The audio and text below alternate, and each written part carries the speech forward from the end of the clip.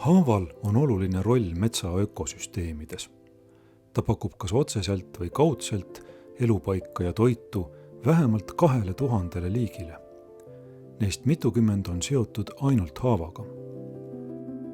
Näiteks toituvad haava okstes väikehaavasiku vastsed. Haava tüves võib aga leida suure haavasiku käike.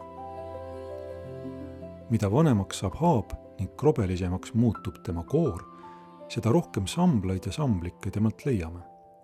Nende seas ka mitmeid haruldasi ja ohustatud liike. Vääriselupaikadele omane sammal, sulg ja sõhik asustab haava jalami osa. Harilik kopsusamblik on samuti indikaatoriks väärtuslikele metsakooslustele.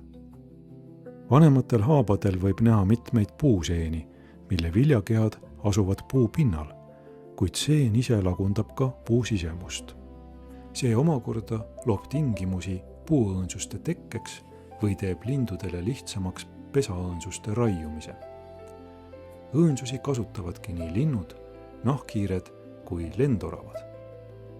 Lendoravate kohalolust annavad aimu haabade jalamil olevad tillukesed pabulad. Haab jätkab elurikkuse toetamist ka peale oma surma. Ta saab toiduks lagundajatele, seentele, bakteritele, limustele, lülijalgsetele ja teistelegi. Neist omakorda toituvad teised loomad.